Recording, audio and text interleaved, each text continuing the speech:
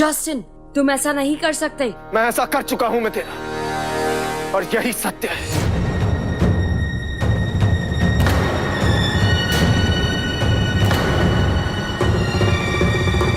नहीं जस्टिन, नहीं, ये सत्य नहीं है। हम जानते हैं तुम निर्दोष हो। ये अपराध तुम्हारे ऊपर क्यों ले रहे हो? मैं जानता हूं मैं तेरा कि आप मेरे सत्य को स्वीकार नहीं कर सकती, किंतु ज्ञात होने दीजिए इन सबको।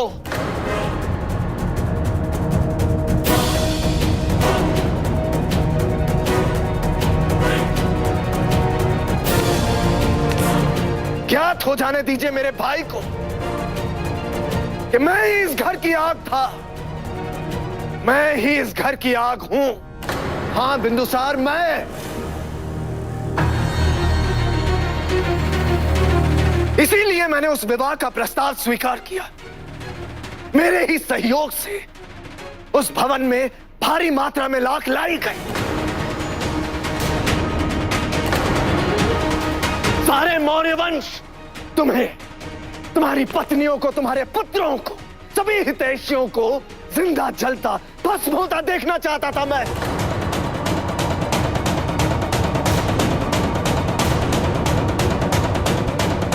क्यों इतना क्रोध, इतनी घृणा क्यों?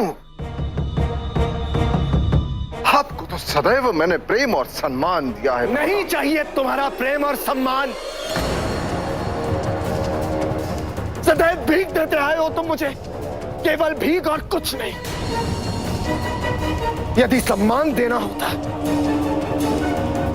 तो मुझे न्याय देते बिंदुसार।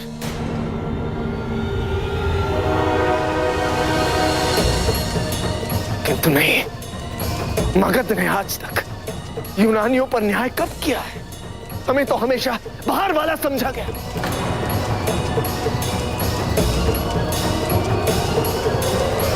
मेरी तेरा जिनकी इच्छा विरुद्ध उनसे विवाह किया, महान सम्राट चंद्रगुप्त मौर्य ने।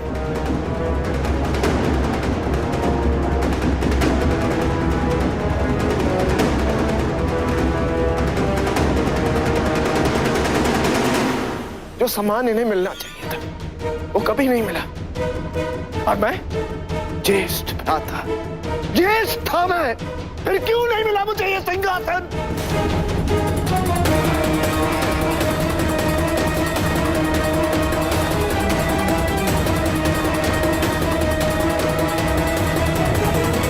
क्या अयोग्यता थी मेरी कि मेरे स्थान पर तुम्हें उत्तराधिकारी घोषित कर दिया गया? मैं अयोग्य नहीं था, मैं अयोग्य नहीं था।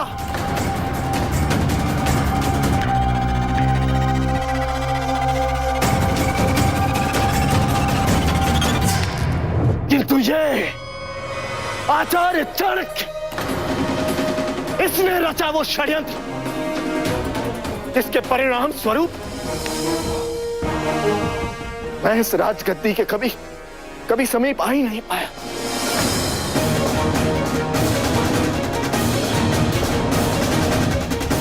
मुझे बनना चाहिए था राजा, किंतु नहीं, मैं केवल एक राजकुमार बनकर रह गया, बिना किसी अधिकार के, बिना किसी भूमिका के, केवल सम्राट बिंदुसार के पीछे पीछे घूमता रहा मैं।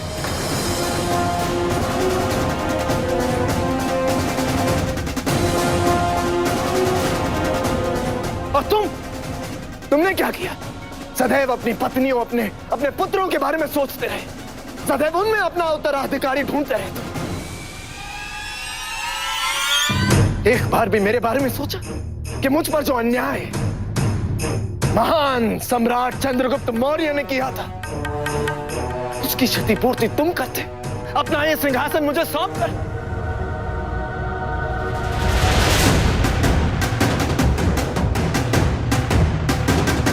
किंतु नहीं, तुमने ऐसा नहीं किया, क्योंकि तुम्हें भी मुझ पर कभी विश्वास नहीं था।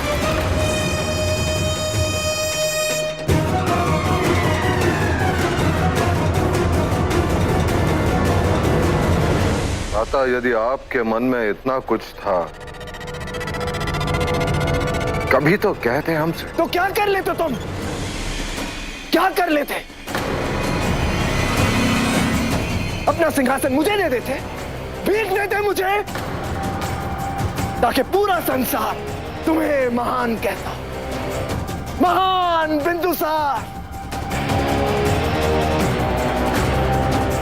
देखो, छोटे भाई ने बड़े भाई के लिए अपना सिंहासन त्याग दिया, और बड़ा भाई उसने क्या किया?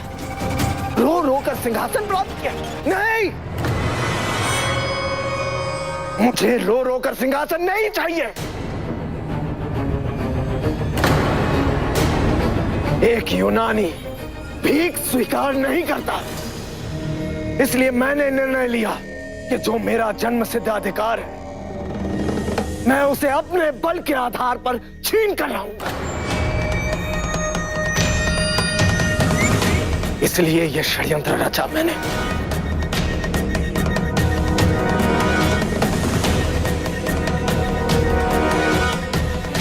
मैंने इसके बारे में अपनी मितेरा को कुछ नहीं बताया, क्योंकि मैं जानता था कि वो मुझे रोकेंगे या तुम्हें आकर सूचित करेंगे, और इसी कारण मैंने ये बात अपने नाना जी से भी छुपाई।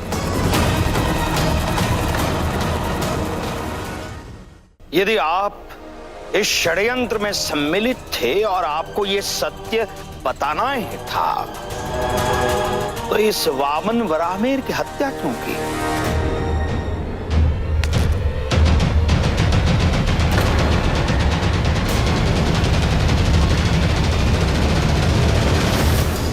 क्योंकि मैं नहीं चाहता था कि मेरा भविष्य, मेरी मृत्यु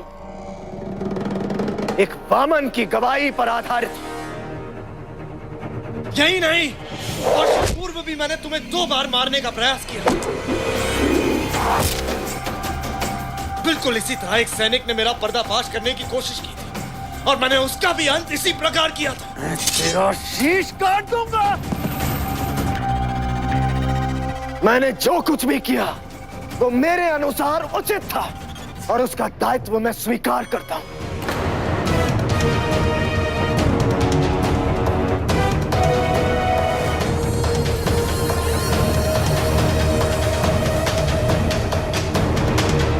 एक ही आत्मग्लानि है मुझे कि आप सब जीवित बच गए।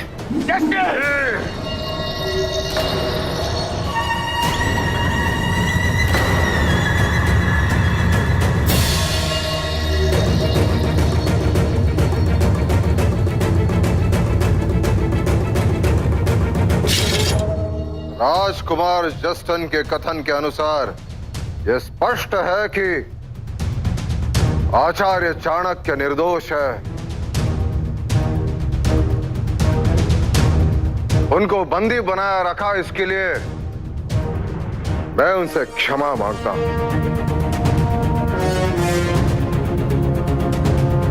उनके मार्गदर्शन और अशोक के साहस ने मुझे आज अन्याय करने से रोक दिया। साथ ही मेरे भ्राता जस्टिन ने अपना अपराध स्वीकार कर लिया है। उन अपराधों की क्रूरता को ध्यान में रखते हुए इसे तुरंत बंदी बनाया जाए। उन्हें राजा जी राज के साथ मृत्यु दंड दिया जाएगा।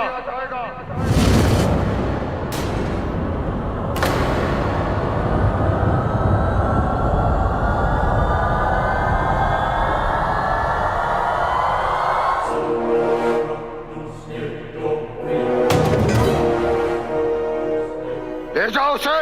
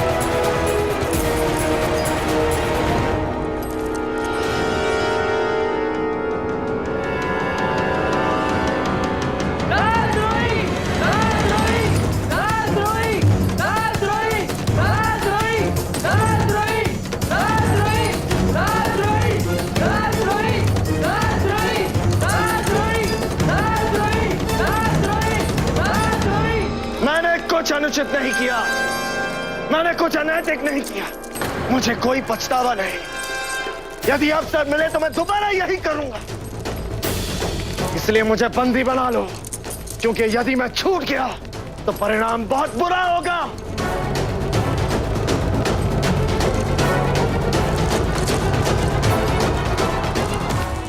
जस्टिन, तुमने ऐसा क्यों किया?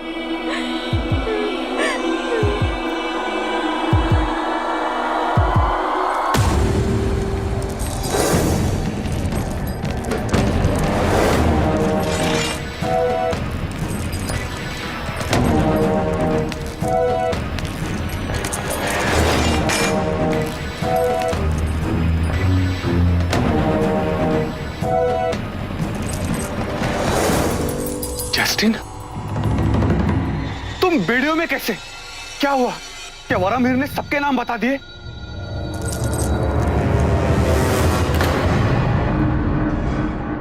मेरी पुत्री अहंकारा का क्या हुआ? जस्टिन बताओ मुझे, वरामीर ने क्या कहा? वरामीर मर चुका है, मैंने मार दिया उसे, और मैं तुम्हारी हत्या भी कर दूंगा। छोड़ो, छोड़ो मुझे, छोड़ो।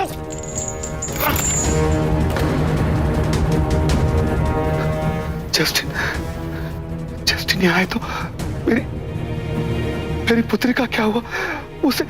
उसे तो मुक्त होना था। मुझे सम्राट से मिलना है, मुझे सम्राट से मिलना है, उनसे बात करनी है, मुझे उनके पास ले चलो, मुझे सम्राट से मिलना है, मुझे उनसे बात करनी है। मेरी पुत्री,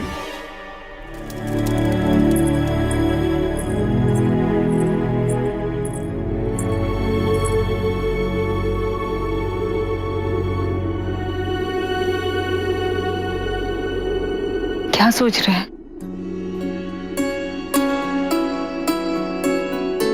जब तक राज परिवार नहीं देखा था तब तक भाई की परिभाषा भिन्न हुआ करती थी मेरे लिए। विशेषकर बड़े भाई, जो पिता तुल्य होते, जो अपने छोटे भाई पर कोई संकट नहीं आने देते, जो अपने भाई का मार्गदर्शन करते हैं, जो उसकी विजय, उसकी सफलताओं पे ही अपनी सफलता समझते हैं। भाई भाई के लिए त्याग करते हैं माँ, सबसे घनिष्ठ मित्र होते हैं।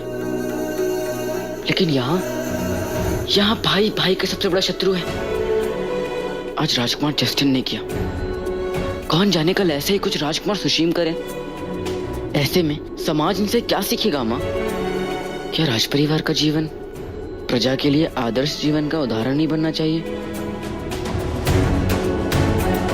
ये सब देखकर तो ऐसे ही लगता है कि अच्छा है मेरा कोई भाई नहीं है।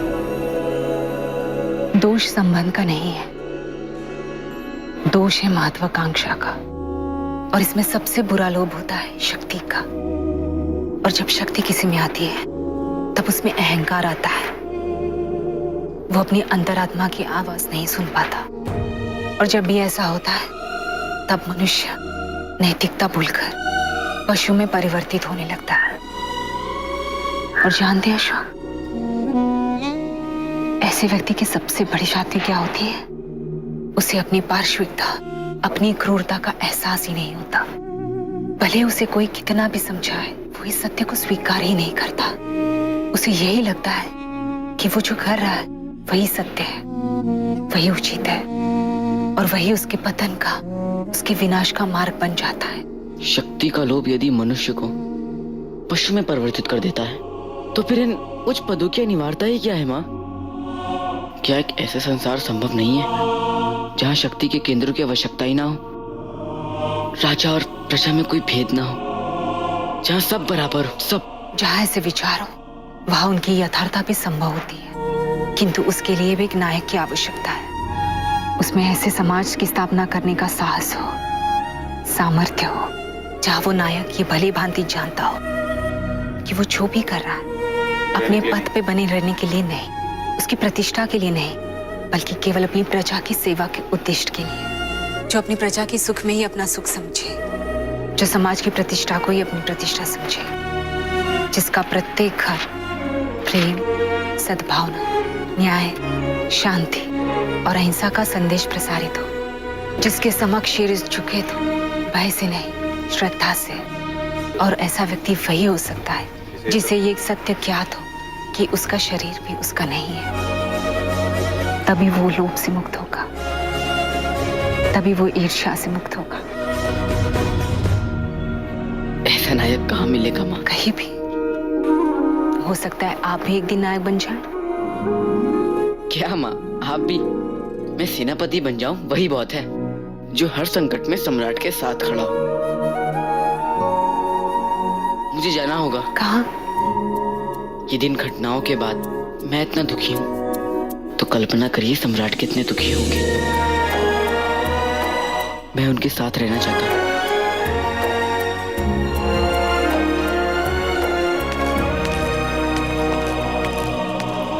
सत्य कहा आपने अशोक। पता नहीं सम्राट इतने बड़े दुख को कैसे सहन कर रहे होंगे। इतिहास की उपेक्षा करना इतिहास को दोहराने का निमित्त बन सकता है।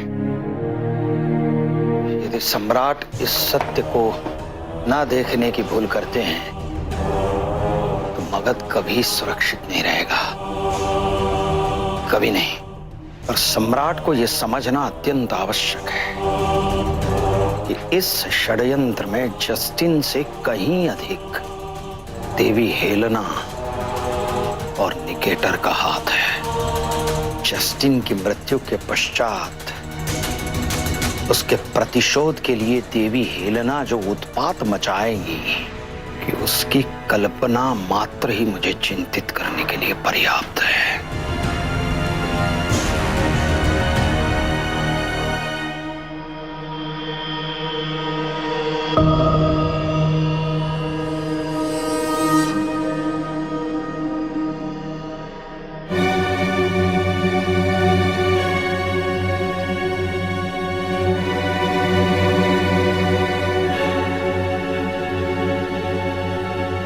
अपने अपराधों को अपने नाती के रक्त से धोकर संसार में भले ही यह प्रकट कर दिया हो कि तुम निर्दोष हो, किंतु सत्य क्या है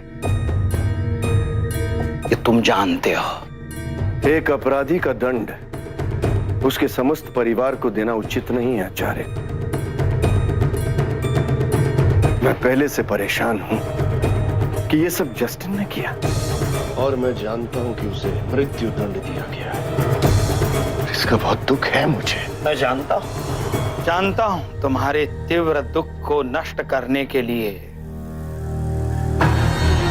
तुमने मन और पेट भरकर अन्न ग्रहण किया। तुम्हारे स्थान पर और कोई भी होता तो कंठ के नीचे अन्न का दाना तक नहीं जाता उसके।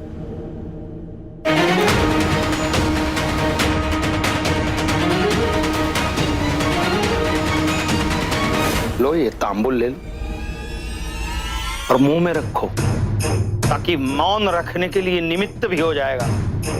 लो लो।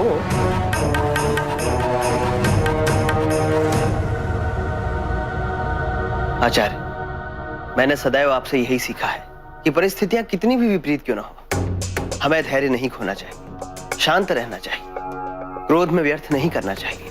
किंतु आचार्य, मुझे आभास हो रहा है कि आप शांत नहीं हैं। आचार्य, सम्राट को संपूर्ण सत्य बताने का कोई और विकल्प नहीं है? विकल्प है, देवी हेलेना। किंतु आचार्य, वो ऐसा क्यों करेंगी? देवी हेलेना कितनी भी कपटी क्यों ना हो, वो जस्टिन की माता हैं, बहुत प्रेम करती हैं जस्टिन से। और जिस प्रकार राजकुमार जस्टिन ने देवी हेलेना के सारे अपराधों को और दोषों को स्वयं के ऊपर डाल दिया, उसी प्रकार देवी हेलेना भी राजकुमार जस्टिन को मृत्युदंड से बचाने के लिए सम्राट के समक्ष सत्य उजागर कर सकती है।